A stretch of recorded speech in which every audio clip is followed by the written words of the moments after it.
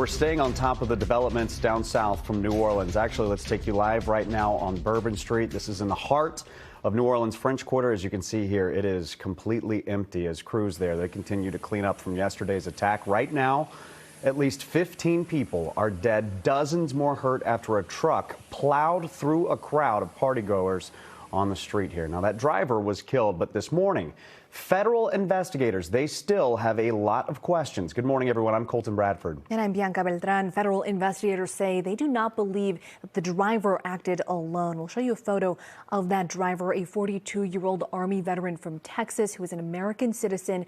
The FBI is now asking for the public's help finding him.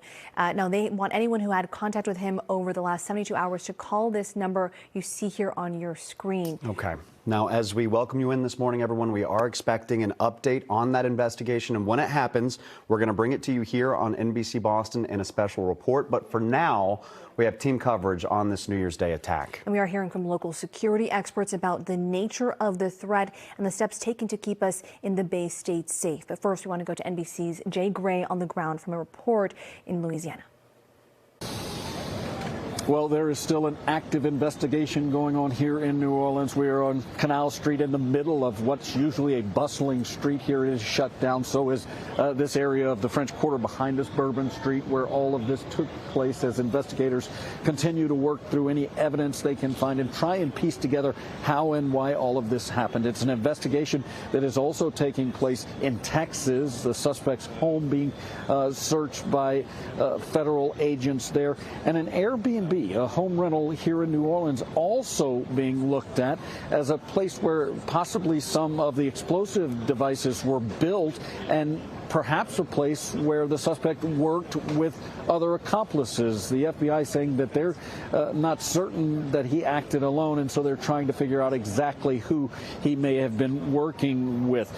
15 dead, dozens injured and still in the hospital. That suspect, 42-year-old Shamsuddin Jabbar, an Army veteran who did serve and was deployed to Afghanistan in 2009. He, though, again, may have been working with others, and so what the FBI has told us is that they are actively pursuing some people of interest, not calling them suspects at this point, but people of interest, though there have been no arrests since the attack.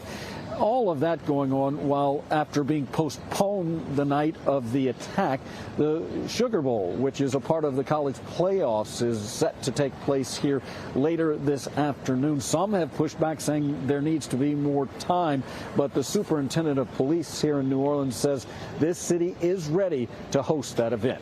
We are in partnership with many other partners, both local, federal, military, police, and so forth will be here. And so we are going to have absolutely hundreds of officers and staff lining our streets, lining Bourbon Street, lining the French Quarters. And we are learning from New Orleans police that Bourbon Street will be reopened at some point today to pedestrian traffic. The investigation, though, of course, will continue here. That's the very latest from New Orleans. I'm Jay Gray, NBC News. Meanwhile, a Lynn city councilor was actually visiting Bourbon Street Tuesday night. Councilor Fred Hogan left the area safely before the attack happened. He's in New Orleans for the Sugar Bowl, supporting a football player from Lynn on the University of Georgia team. Hogan says incidents like these can inform how city leaders prepare for large events in their communities. This will always help you prevent like this happening in your city, but there's some bad individuals in the road, and this is just a terrible tragedy, and we're just praying for all the families of everyone that got killed and injured. Hogan said before the attack he thought the area seemed secure, and now he's noticed even more of a police presence in the area. Now, as we learn new details about this attack, safety concerns are moving to the forefront all across the country, certainly right here in the Bay State. Let's get to NBC Boston's Manoj Kwangwari. He's going to continue our team coverage from Boston after speaking with security experts. A tragic incident that now has the attention of law enforcement all over the country. Mass State Police telling us there's no known threat or connection to Massachusetts, but they're on high alert, especially with FBI agents now indicating the 42-year-old attacker likely had help carrying out the crime. The main focus of this investigation is finding those people. Is there a conspiracy? Is there another shoe to drop? That is their priority right now, to make sure that there is no other existing threat. An ISIS flag was located on the trailer hitch of the vehicle used in the attack. Inside, weapons and explosive devices were found. It has the hallmarks of a do-it-yourself Islamic State attack. Joseph Brown is an expert in terrorism and a UMass political professor. He says the Islamic State has been focused on these types of attacks. Their best way of keeping their name in the headlines is to encourage self-radicalized individuals to carry out do-it-yourself, low-tech attacks. This person is sort of the typical suspect we would have, disaffected, going through a personal crisis. Most likely he's been consuming a lot of dogma and propaganda from terrorist groups such as ISIS online. That was a retired FBI agent. He went on to say, you need to remain vigilant, and if you happen to spot something suspicious or out of the ordinary, contact police as soon as possible. Reporting in Boston, Manoj Kongwari, NBC 10 Boston.